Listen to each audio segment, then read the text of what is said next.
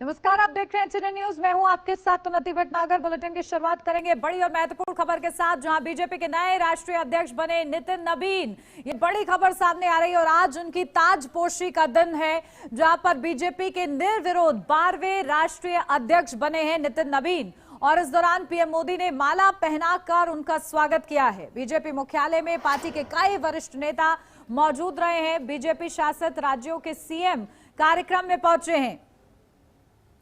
तो देखिए, सबसे युवा कप्तान बीजेपी की नई उड़ान, जहां नितिन नवीन नए राष्ट्रीय अध्यक्ष के रूप में आज उनकी ताजपोशी का दिन।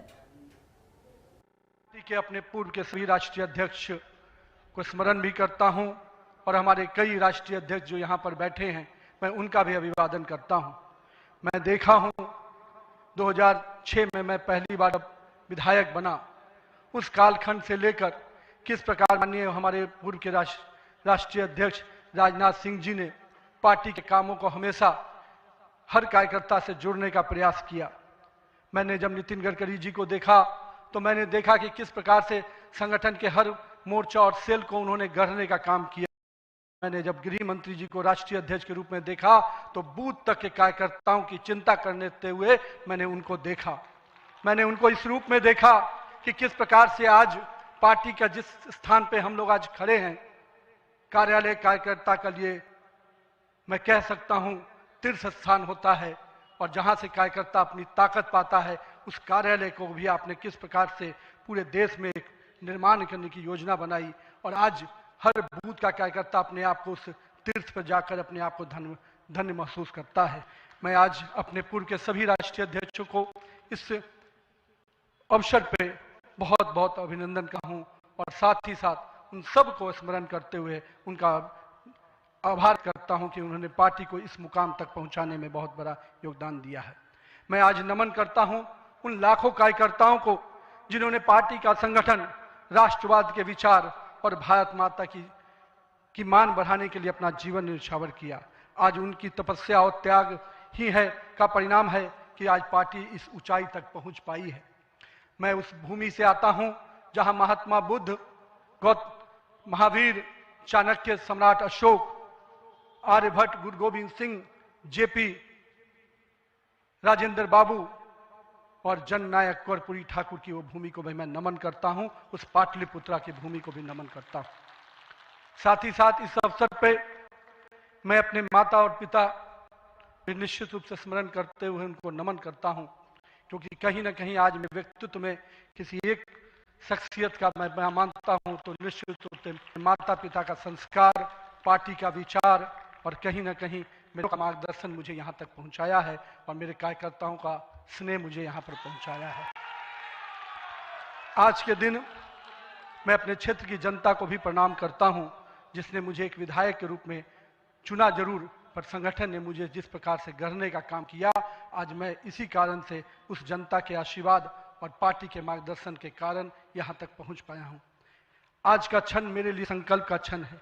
आज सिर्फ एक पद को धारण नहीं कर रहा हूं, मैं पार्टी के इस विचार को, परंपराओं को, एक राष्ट्रवादी आंदोलन की जिम्मेदारी को स्वीकार कर रहा हूं। और मैं इस अवसर पर साथ अपने सभी वरिष्ठ कार्यकर्ताओं को भी प्रणाम करता हूं।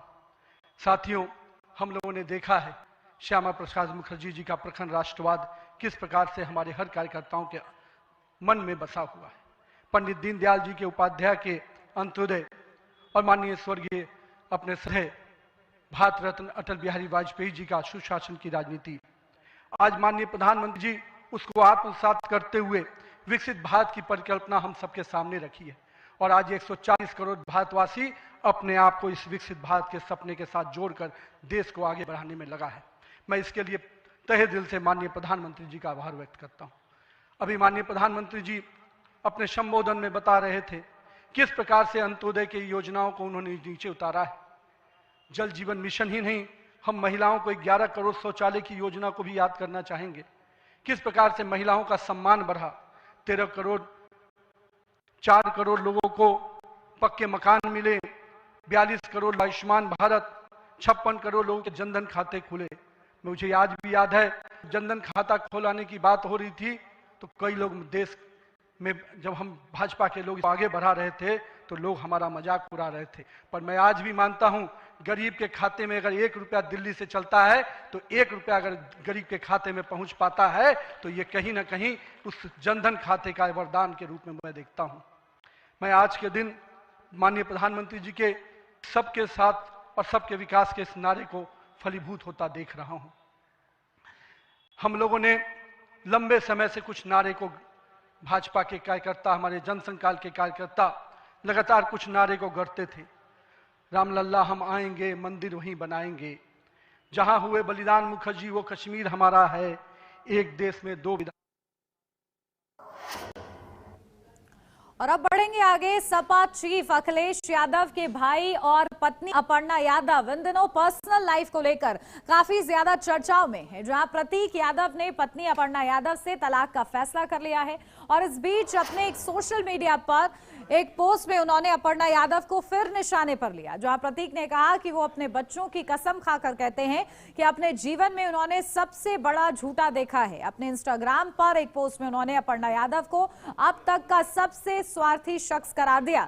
अपने पोस्ट में उन्होंने लिखा, मां से रिश्ता तोड़वा दिया, पिता से रिश्ता तोड़ा, अपने भाई से रिश्ता तोड़ा, सिर्फ मशहूर होना चाहती है। मैं अपने बच्चे की कसम खाकर कहता हूं कि मैंने अपने जीवन का सबसे झूठा इंसान देखा, इतना खुदगर्ज इंसान मैंने आज नहीं देखा। तो प्रतीक यादव ने एक दूसरे पोस्ट में लिखा, मैं जल्द से जल्द इस मतलबी औरत को तलाक देने जा रहा हूं, उसने मेरे पारिवारिक रिश्ते खराब कर दिए हैं।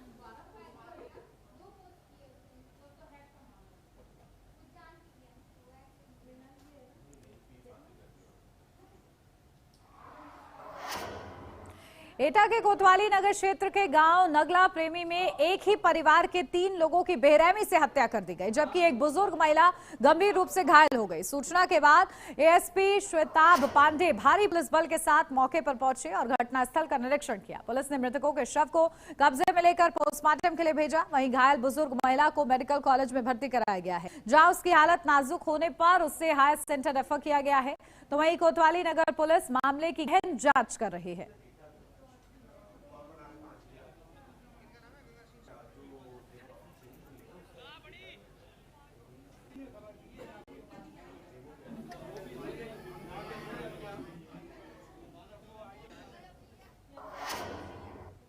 झांसी के मोंट क्षेत्र में नेशनल हाईवे पर एक तेज रफ्तार बस डंपर से टकरा गई। टक्कर इतनी जोरदार थी कि बस का अगला हिस्सा चकनाचूर हो गया। इस हादसे में बस में सवार 11 बच्चे घायल हो गए। सूचना पर मोंट एसडीएम अवनीश तिवारी और कोतवाल राजेश पाल सिंह अस्पताल पहुंचे और सभी बच्चों का मोंट सामुदायिक स्वास्थ्य केंद्र में उपचार किया गया, जहां उनकी हालत सामान्य बताई गई। एसडीएम ने दुर्घटना की वजह डंपर के अचानक ब्रेक लगाने को बताया है।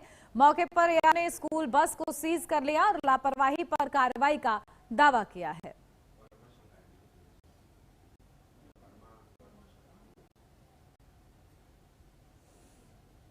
तो देखिए, स्कूल बस डंपर से टकराई है और 11 बच्चे घायल हुए हैं। इलाज इस पूरे मामले में जारी है।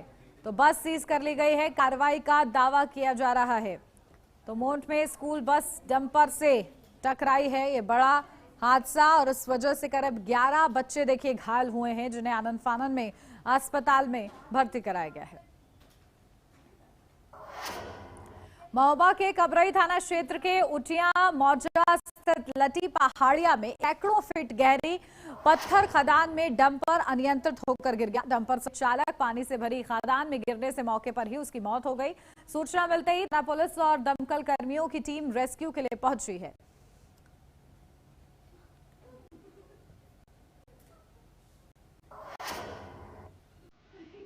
छोड़ के लिए जल्द हाजिर होते हैं।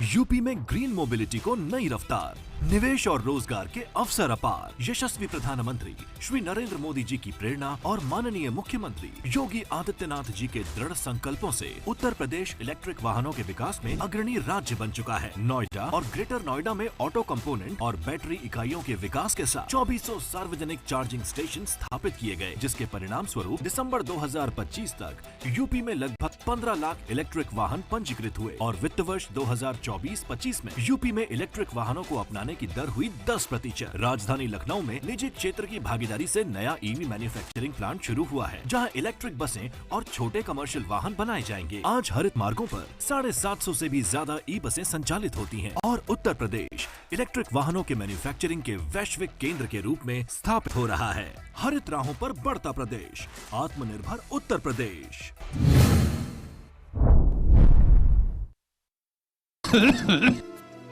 मुल्तानी घोका कॉफ सिरप, इसके तुलसी जैसे गुणकारी तत्व तुरंत असर दिखाएं और खांसी को कहें गुड बाय। मुल्तानी घोका कॉफ सिरप। देवभूमि उत्तराखंड। आज यही देवभूमि प्रधानमंत्री नरेंद्र मोदी की प्रेरणा और मुख्यमंत्री पुष्कर सिंह धामी के कुशल नेतृत्व में ऊर्जा भूमि बनने की ओर तेजी से अग्रसर है। उत्तराखंड की जल विद्युत परियोजनाएं राज्य को ऊर्जा के क्षेत्र में आत्मनिर्भर बनाने का संकल्प पूरा करने में निरंतर योगदान दे रही हैं। राज्य में जल विद्युत परियोजनाओं के द्वारा 2000 मेगावाट से अधिक बिजली का उत्पादन हो रहा है, जबकि 8000 मेगावाट क्षमता वाली परियोजनाओं पर तेजी से कार्य जारी है। लघु जल विद्युत परियोजनाओं ने भी ऊर्जा उत्पादन में उल्लेखनीय इजाफा किया है। उत्तराखंड हरित ऊर्जा के क्षेत्र में भी तेजी से आगे बढ़ रहा है। 13 मार्च 2023 को लागू उत्तराखंड सौर ऊर्जा नीति का उद्देश्य 2027 तक उत्तराखंड में 2500 मेगावाट सौर उत्पादन का है। राज्य में सौर ऊर्जा उत्पादन को प्रोत्साहित करने के लिए राज्य सरकार ने सिंगल विंडो प्रणाली के साथ ही लैंड यूज बदलाव के शुल्क में छूट की भी घोषणा की है। मुख्यमंत्री सौर स्वरोजगार योजना के माध्यम से 20 से 200 किलोवाट तक के सोलर प्लांट लगाने के लिए प्रोत्साहन दिया जा रहा है। सौर ऊर्जा के बेहतर उपयोग के लिए बैटरी स्टोरेज परियोजना की पहल भी की गई है। इस साल की शुरुआत में मैंने ये प्लांट लगवाया। इस प्लांट की लगने के बाद मैं देख रहा हूँ कि हमारा जो बिजली का बिल है वो आ ही नहीं रहा है। इस ग्लोबल वार्मिंग के दौर में जहाँ लोग बिजली की इतनी खपत हो रही है, इस योजना का लाभ लें। जब मेरा बिल जो खुद देखता था मैं कि 1500, 1700, 1800 तक बिल आ जाता था, तो आज आप देखिएगा अभी तक मैंने 1 रुपये भी पेमेंट नहीं किया है। तो निश्चित ही है कि ये बहुत अच्छा स्कीम है। अब उत्तराखंड में भूतापीय ऊर्जा नीति को भी मंजूरी मिल चुकी है। इस नीति के अंतर्गत उत्तराखंड के जियोथर्मल स्प्रिंग्स के जरिए ऊर्जा उत्पादन की राह प्रशस्त होगी। उत्तराखंड सरकार का लक्ष्य है उत्तराखंड को देश के ऊर्जा मानचित्र पर अग्रणी राज्य के रूप में स्थापित करना। हर रोज हो जाता हूँ लेट, साफ नहीं होता है मेरा। अबे घोचू, अक्खा इंडिया को मालूम है, पेट सफा हर रोग दफा। मुल्तानी घोका कॉफ सिरप, इसके तुलसी जैसे गुणकारी तत्व तुरंत असर दिखाएं और खांसी को कहें गुड बाय। मुल्तानी घोका कॉफ सिरप। क्या आप दुबले पतले कमजोर हैं, आपकी सेहत नहीं बनती, भूख कम लगती है, वजन नहीं बढ़ता? दरअसल मेन बात खाना पीना खाना नहीं है, मेन बात है खाया पिया लगना। और अगर खाया पिया लगेगा ही नहीं तो आपकी सेहत बनेगी कैसे? इसलिए हमारी संस्था सन्यासी आयुर्वेदा ने एक ऐसी दवा का निर्माण किया है जो कि आपके लिवर, आपके पाचन तंत्र को दुरुस्त करने का काम करती है, ताकि आप जो भी खाएं उसका पूरे का पूरा निचोड़ आपके शरीर को लगे, आपकी भूख बढ़े, खाया पिया सही से लगे, नया खून बने, हड्डियों में जान आए, वजन बढ़े और आप मोटे तगड़े खूबसूरत पर्सनैलिटी के मालिक बन जाए। सिर्फ 655 रुपए की पूरे 1 महीने की दवा होती है और आप इसे घर बैठे 011-45454545 पर फ़ोन करके दवा मंगवा सकते हैं।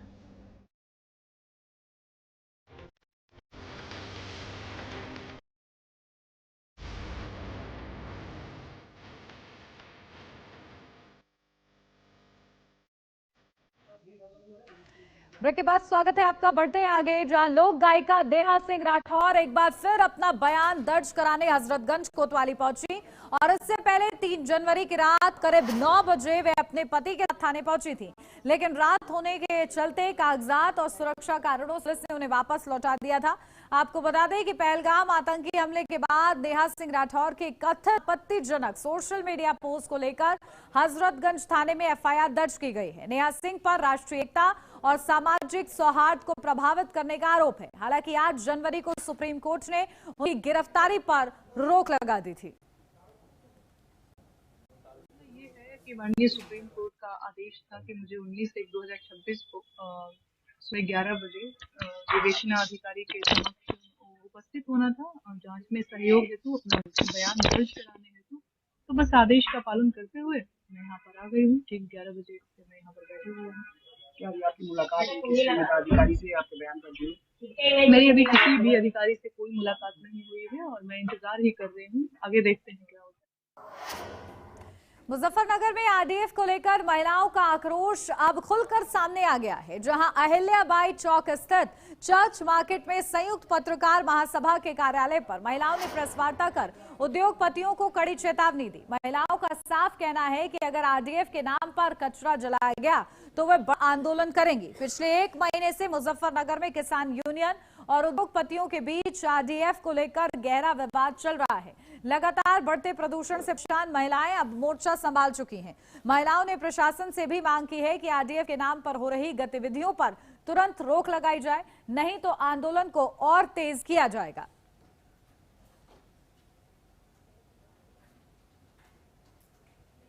पानी दूषित है, वो सांसें अटक गई हैं। जो बच्चा गर्भ में है वो पैदा होने से पहले ही मरने की कगार पे आ गया है। किसानों की फसलें बिल्कुल खत्म हो गई हैं, जमीन से उर्वरक बिल्कुल खत्म है। तो क्या करेंगे हम लोग? इससे तो एक जो है जहर दे दो और मुजफ्फरनगर में उद्योग लगाने शुरू कर दो बस। प्रदूषण की वजह यह है कि कचरे को आरडीएफ का नाम दिया जाए और वो कचरा भी कचरा नहीं है जिसमें मर्द जानवर भी हमारे यहाँ आके जल रहे हो, तो उससे हवा कैसी निकलेगी?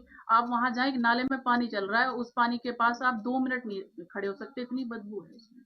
तो महिलाएं आगे आई हैं, प्रेस वार्ता करनी पड़ी है, क्या मजबूर हो गई महिलाएं। अभी देख रही थी कि पुरुष निकले, कुछ किसान भाई बाहर आए, उन्होंने अपनी पंचायतें करी और आश्वासन दिया था यहाँ की उन्होंने डीएम साहब ने, लेकिन कोई ठोस कार्रवाई नहीं है। जुगतू आरडीएफ के नाम पे कचरा के ट्रक भरे आ रहे और कई टन इकट्ठा होके इन्होंने फैक्ट्रियों में जो कोल्लू चले हैं। सिर्फ फैक्ट्री वालों के लिए नहीं है सर, ये है हर किसी के लिए। उसमें चाहे आप छोटा उद्योगपति हो, चाहे आप कोल्लू चला रहे हो, आप क्रेशर चला रहे हो, ये सिर्फ ये नहीं है कि हमारी लड़ाई सिर्फ फैक्ट्री वालों से है। फैक्ट्री वालों से हमारी कोई लड़ाई नहीं है।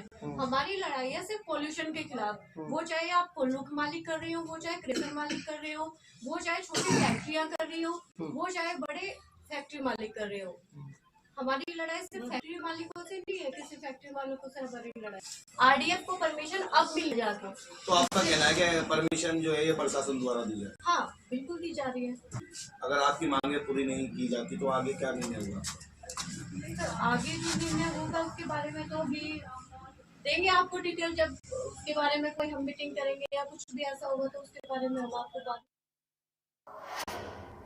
कुशीनगर से सामने आई ये तस्वीरें जिला प्रशासन की व्यवस्थाओं पर गंभीर सवाल खड़े कर रही हैं। डीएम कार्यालय में दिव्यांग जनों के लिए दी जाने वाली ट्राईसाइकिल सुविधा उस वक्त नदारद दिखी जब एक पिता अपनी दिव्यांग किशोरी बेटी को गोद में उठाकर डीएम से मिलने पहुंचा।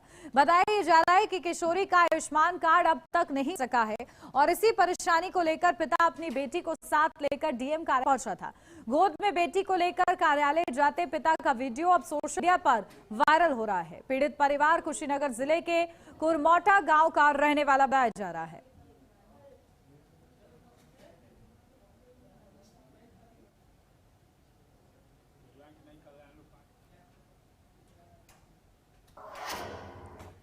कन्नौज में बिजली बिल बकाया को लेकर कनेक्शन काटे जाने से नाराज एक युवक ने तलवार निकालकर हंगामा कर दिया।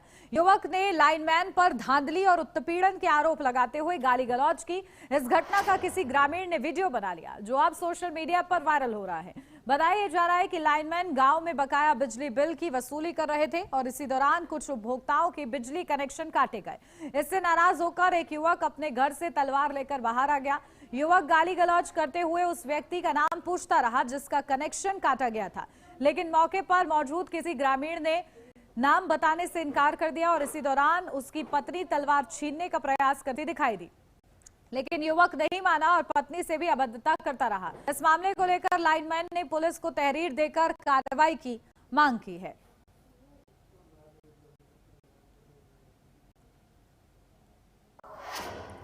और इसी के साथ इस बुलेटिन में बस इतना ही। खबरों का सिलसिला आगे भी जारी रहेगा। बने रहिए HNA न्यूज के साथ।